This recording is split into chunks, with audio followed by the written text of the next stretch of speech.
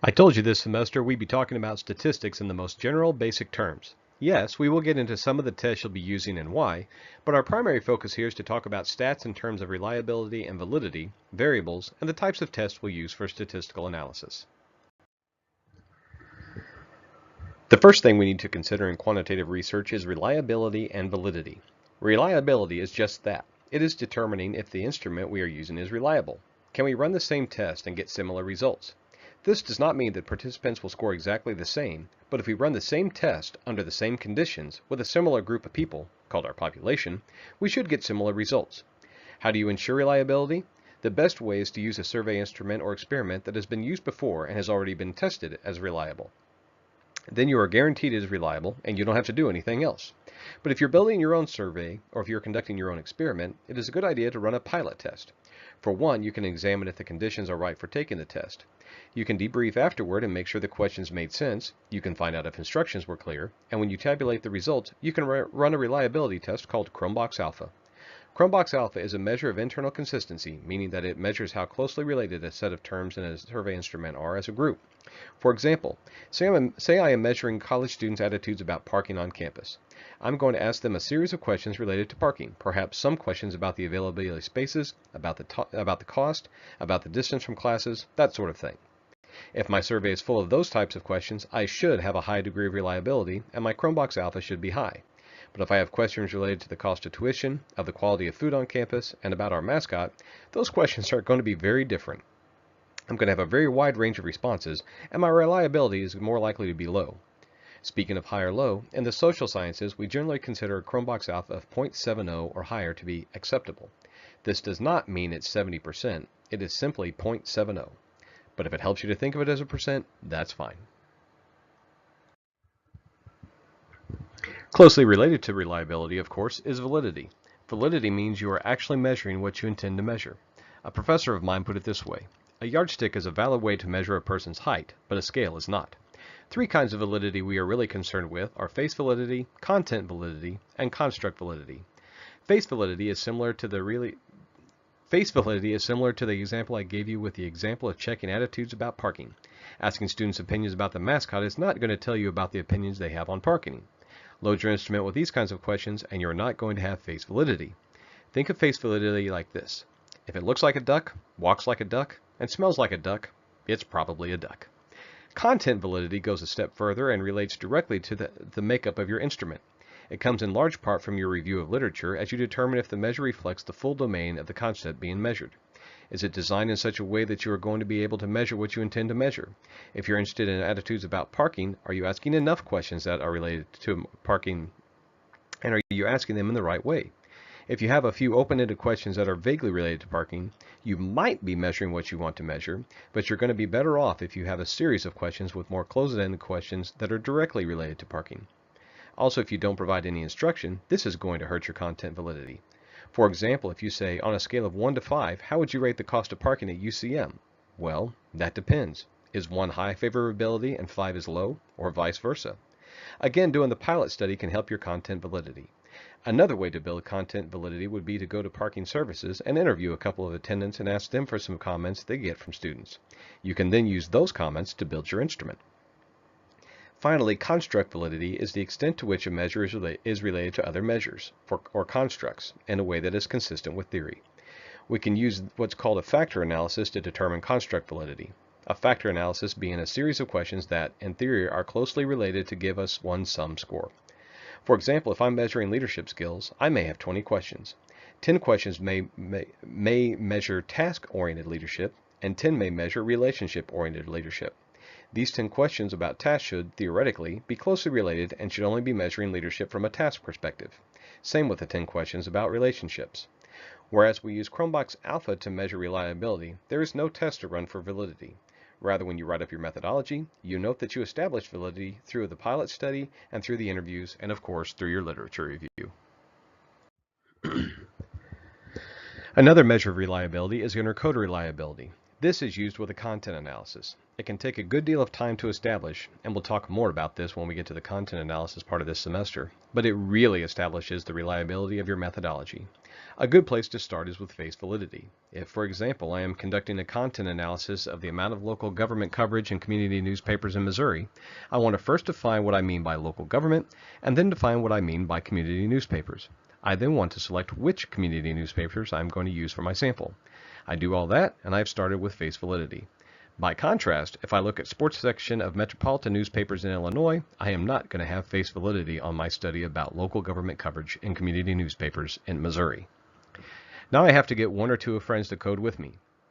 We're going to meet to discuss our study. We're going to agree on the definitions of community newspapers and local government coverage, and we're going to agree upon what we are measuring. Are we talking column inches, number of words, placement on the page, those types of things. Then we are going to determine how we are going to code the items by developing a code book.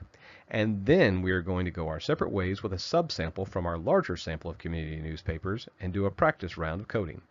We'll bring our code books back and compare to see how closely those agree. That's the first measure of intercoder reliability, percent agreement. If we agree on 90% of our codes, then we are probably in good shape. But with percent agreement, we could also just be making lucky guesses. So we like to go a step further with Cohen's kappa, Scott's pi, or Krippendorff's alpha. These take into account the possibility of the agreement occurring by chance. For all, the normal ranges from 0.00, which is agreement at the chance level, to 1.00, which is perfect agreement. So the lower the number, the more likely it is that you're agreeing by chance. The higher number, the stronger your reliability. Again, the higher the number, the better. I'm not going to get into the formulas to measure these right here, but you can use either kappa or pi when we get into the content analysis. Or you can use my favorite, Krippendorff's alpha. I personally find it extremely fun, and I do lean toward the Krippendorff's alpha because it is the one with which I'm most familiar. I had a content analysis class when I was in my PhD program, and this is the form that my professor used a lot. Also, there's a free internet intercoder reliability package called Recal that will do the calculations for you. One thing that is important to note, you have to have more than one coder in a content analysis because if you're doing the coding yourself, you can easily fudge your results. You are more apt to say, yeah, I hadn't thought of that, but it makes sense, and then you include it. That's going to skew your results. If you do this and your fellow coder or coders do not, your percent agreement is going to be lower, as will your rich reliability test.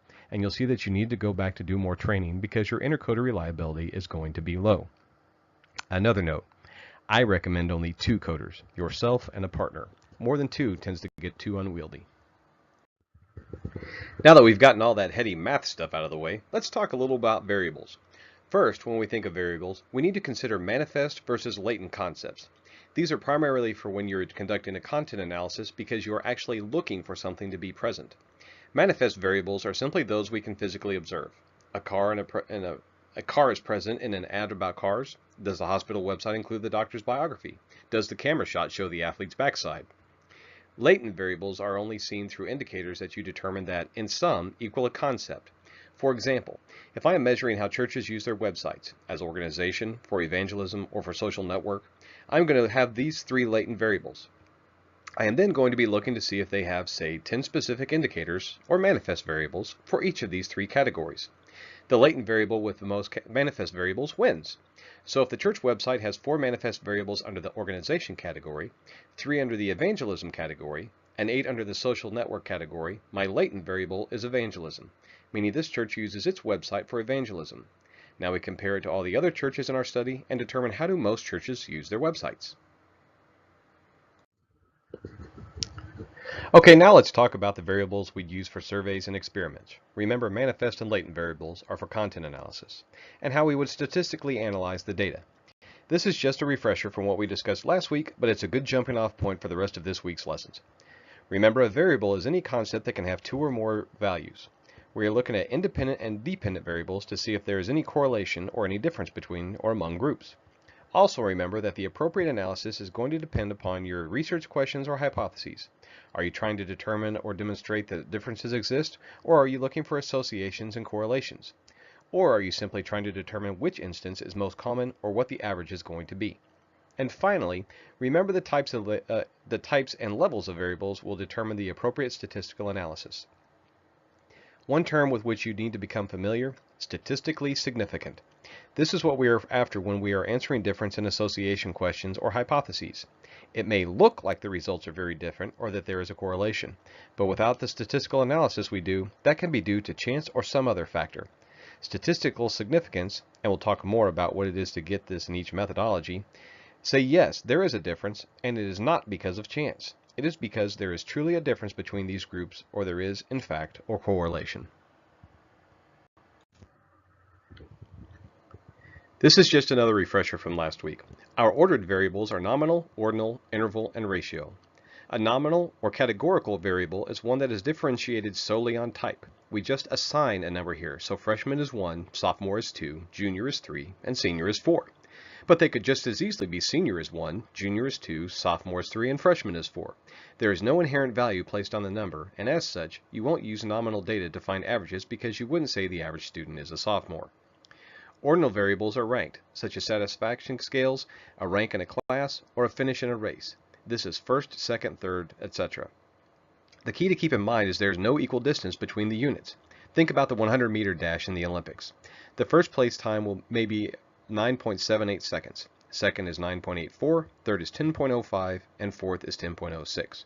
You see these places are ranked, but 0.08 seconds separate first and second, 0.21 seconds separate second and third, and 0.01 seconds separate third and fourth. Those are very different. Interval data covers this difference. Just as ordinal is ordered, but now there is equal distance between the units. 0 degrees to 1 degree is a difference of 1 degree. 1 degree to 2 degrees is a difference of 1 degree. The key with interval data is there is no absolute zero. You can have negative degrees, for example. And with dates, for instance, we may have a date we started looking at data, but that doesn't mean no time existed before that. Which leads into ratio. It is the same as interval, but there is an absolute zero. If something does not exist, there is no mass or length, for example. This is the highest level you'll deal with. Just so you're aware, for our purposes in the social sciences, we work with nominal, ordinal, and interval data. We will run two types of statistics, descriptive and inferential. Descriptive statistics fall in two categories, central tendency and dispersion. Measures of central tendency include mean or average, median, or the number in the middle when you put the numbers in order, and mode, or the most common occurrence. Can you guess what levels of data you'd use here? Well, let me help you out. Nominal data would fall in the mode category because you can determine we have more freshmen in this group than juniors. Technically, you could do mean, but are you really going to say the mean of students is a 2.3, meaning the average student is almost a sophomore and a half? Probably not. And as far as median goes, there's really no value in saying the number in the middle is X. You'd use mean and median for ordinal, interval, and ratio data. Dispersion shows us a little more information. Range tells us how big an expanse we have from the top result to the bottom result in our data. It can have a deep meaning dependent upon the variance, more on that in a minute, but it could also be just an indicator of outliers. If, for example, we have 100 responses on a 20-point test, our high score is 20, our low score is 2. We have a range of 18. 20 minus 2 equals 18. That may seem like a large range, but variance refers to how spread out our data is. If we have pretty equal scores across that range, our variance is going to be minimal, which means we have less chance of making predictions. If most of the scores cluster into the 10 to 12 range, we have less variance and we are more likely to be able to make those predictions. We use a term called normal in statistics. The more normal the data, the more it looks like the bell-shaped curve with more responses clustered in the middle. And the more normal, the more likely we are to find relationships and be able to make predictions. Which brings us to standard deviation. I'll admit, of all the stats, I have the hardest time wrapping my brain around standard deviation. Standard deviation is simply a statistic that tells you how tightly all the various examples are clustered around the mean in a set of data. One standard deviation away from the mean in either direction accounts for around 68% of the people in a group. Two standard deviations either way account for roughly 95% of the people, including those who are one standard deviation away from the mean. And three standard deviations account for about 99% of the people. If there is more variance, the bell-shaped curve will be flatter and more spread out, and the standard deviation would have to be larger to account for the roughly 68% of people who are within one standard deviation of the mean. The next kinds of statistics we'll discuss are inferential statistics. This is where we are going to start looking at differences and associations.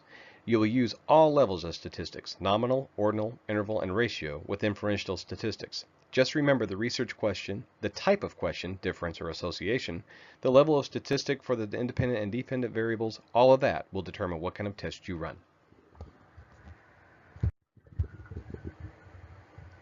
Here are a couple examples. Again, we'll get more into these as we get into the semester. One thing to keep in mind, SPSS, the computer program most commonly used for statistics, does all of this for you. It is much too deep a topic to get into in this course. I had a whole course on statistics and using SPSS in my PhD program, but we'll go over the basics. But take a look at this one. I am asking a difference question because I want to know if there's a difference among universities in terms of the types of outlets they utilize for advertising. My dependent variable is nominal because I am just assigning numbers to the different outlets. My independent variable is interval with two levels, large or small, and I determine that by my own operational definition. So, knowing this, I go down the list and determine I'm going to use a chi-square. And here's another example. I'm trying to determine if there is a relationship, so I can make a prediction, between the types of social media tools used and the types of students at a university. I have lots of options to choose from here in terms of correlation or regression statistics, depending upon the complexity I want to consider and the number of variables I assign. Again, we'll go more detailed in this later. But I should note that we don't do much, if any, with inferential statistics when it comes to content analyses. This type of study just doesn't lend itself as much to associational questions because most of the data we collect is going to be nominal and is just going to indicate that yes, an item is present or no, it is not. Okay, so those are the basics. This should be enough to get you going into the semester.